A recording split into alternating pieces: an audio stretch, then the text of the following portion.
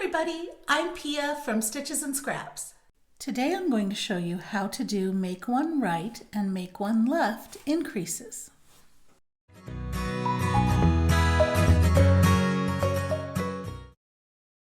Make one right and make one left increases are both done by picking up and working into this horizontal bar between the two stitches. So I've come to the point where I want to do an increase, and in this case I'm going to make one right. To do a make one right, I'm going to pick up this loop from the back to the front. You'll notice that I have a long straight leg going across the back and a short angled leg coming across the front. Whenever you do a make one increase, you're going to work into this short leg. So let's do a knit stitch into this short leg. What that does, you'll see when I insert my needle, is that forces that loop you picked up to twist. That twist is what stops there from being a hole underneath. If you went into here, it wouldn't twist and it would leave a great big gaping hole just like a yarn over. So when we go into here, it's twisting that loop and then we finish our knit stitch.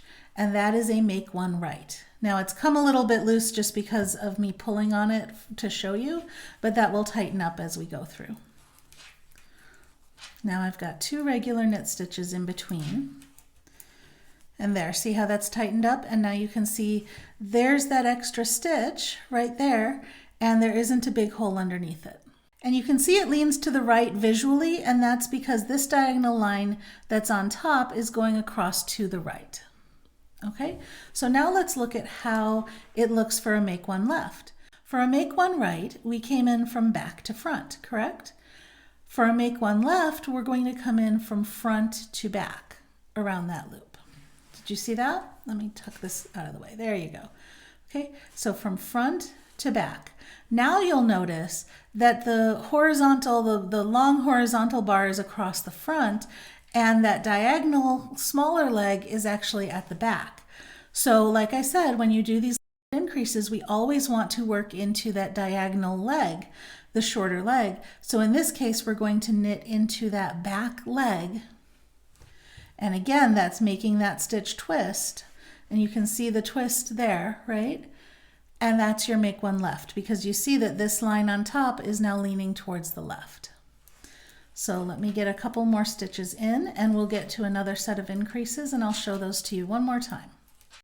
Okay, so let's do a make one right by inserting our needle from the back to the front, pick up that short bar,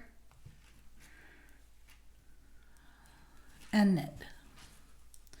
Now I want to show you a different way that may be easier depending on the yarn and stitches that you're using. Sometimes getting that needle around the back and picking up that loop can be a little awkward. You can also pick up the loop like this and put it onto your needle. Or you can pick it up like this and put it onto your needle. Just make sure, oops, see I did that the wrong way. Just make sure you're putting it on the correct way. So you can either go like this, or you can go like that. Whatever is easier for you is fine. As long as, for a make one right, the short bar is in the front, because then we're going to knit in the front leg through that short little bar. And then let's get a couple of plain knit stitches in here.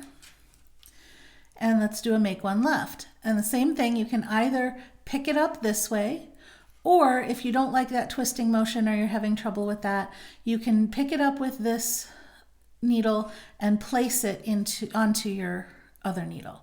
Again, on the make one left, the short diagonal bar is at the back, and that's what we're going to knit into. So we knit into the back leg for the make one left. And that's it. That is how you work a make one right and a make one left increase. If you enjoyed this video, please give me a thumbs up, share it with your friends, or leave me a comment. You can also subscribe to my YouTube channel for more great videos.